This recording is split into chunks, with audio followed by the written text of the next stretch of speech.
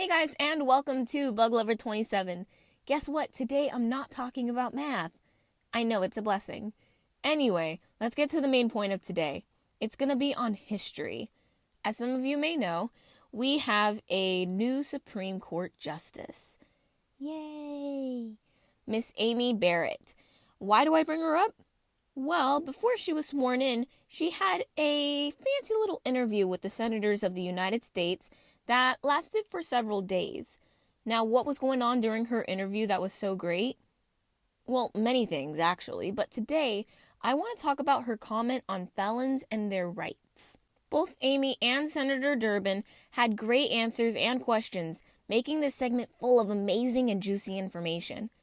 So let's get started. First, I just want to say where all this information came from. I'm getting this from C-SPAN, and I will put that link in the description box if you want to check it out at any point. It's full of great information and things to keep in mind about the U.S. and our politics. Essentially, what went down during the segment was that Senator Durbin was asking her about felons in the United States and their rights. If you don't already know, felons in the United States don't have the right to vote and own a firearm, for obvious reasons. But what happens when your felony shouldn't be considered a felony? Amy points out that in the state of Michigan, a felony can be having too many bottle caps. Yes, you heard me right. Having too many bottle caps can get you labeled as a felon. So aside from that, what happens when you aren't convicted of a violent felony? What if you drink and drive, aka a DUI, committed vandalism, or even sold pigs without a license? Should you really lose your right to own firearms to protect yourself? Or the most basic right to vote? Amy says no. That is essentially what they went back and forth about. Senator Durbin was also telling Amy to follow the Constitution directly and think about the time frame the Second Amendment was intended for. Muskets and guns with terrible aim, not AK-47s that could rapid fire. Also, Senator Durbin mentioned that several states have firearm issues, such as Chicago. Amy did retort to simply have certain felons not have firearms. Of course, I'm simplifying it here, and there are more issues and topics that play a huge role in it. For that reason, I say again, check out the source that's in the description box for yourself. Back to the story. By the end, there wasn't a decision that was made, but it's still going to make an impact on the voters and on lawmakers who think about it. So, right now, it seems as though it's not as important. But let's say that a law gets passed for ex-felons.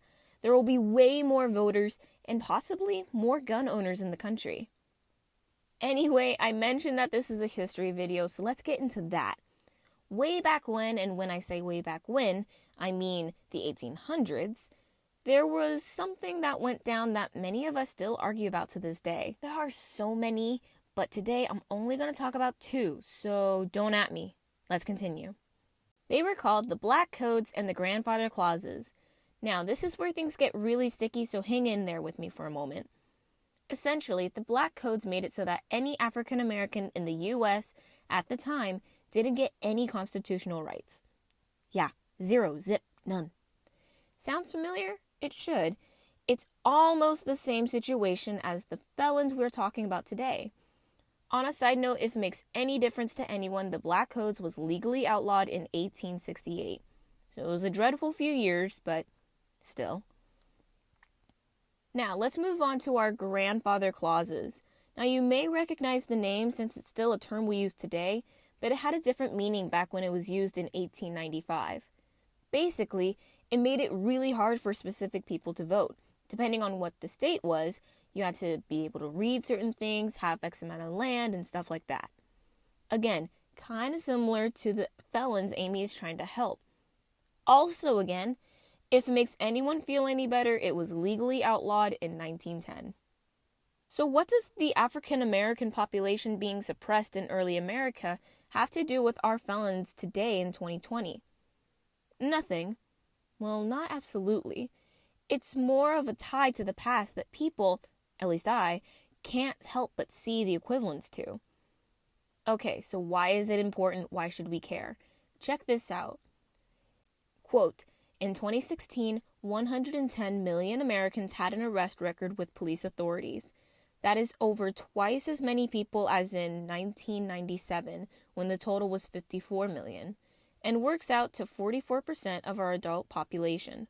Just over 91 million Americans that year were included in the Interstate Identification Index, the database that the FBI uses to determine whether someone has a criminal record. That would be 2/5 of the U.S. adult population in 2016. End quote. Of course, that's 2016, but what about something that hits a little closer to home?